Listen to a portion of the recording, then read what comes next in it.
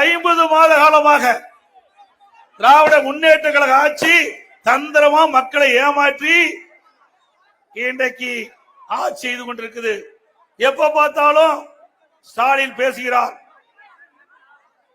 மகளிர் உரிமை தொகை நாங்க மாசம் 1000 ரூபாய் கொடுக்கிறோம். நீங்க கொடுக்கல, மக்களுடைய வரி பணத்தில் சொந்த படத்துல கொடுக்கிற மாதிரி பேசிட்டு இருக்காரு.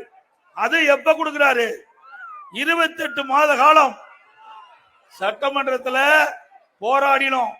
திரு ஸ்டாலின் அவர்களே, பெண்களை ஏமாற்றி வாக்குகளை பெற்றுவிட்டீர்கள், அதற்கு பதில் சொல்லி ஆக வேண்டும். ஆகவே நீங்கள் கொடுக்கப்பட்ட வாக்குறுதி மாதந்தோறும் குடும்ப தலைவிக்கு 1000 ரூபாய் உரிமை தொகை கொடுப்பதாக சொன்னீர்கள். ஏன் இதுவரை கொடுக்கவில்லை என்று தொடர்ந்து சட்டமன்றத்தில் நானும் எங்களுடைய சட்டப்பேரவை உறுப்பினர்களும் அழுத்தம் கொடுத்தோம். ஊடகத்தின் வாயிலாக, தொலைக்காட்சியின் வாயிலாக வேண்டுகோள் வைத்தோம், அறிக்கையின் வாயிலாக பத்திரிகையை வெளிப்படுத்தினோம்.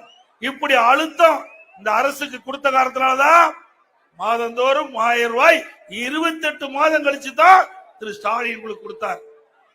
ஆனா இப்ப பேசுறதெல்லாம் ஏதோ ஆட்சிக்கு வந்தவுடன் உங்களுக்கு மாதந்தோறும் 1000 ரூபாய் கொடுத்ததாக ஒரு தவறான கருத்தை பதிவு வைத்துக் கொண்டிருக்கின்றார் என்பதை இந்த நேரத்தில் தெரிவிக்கிறேன்.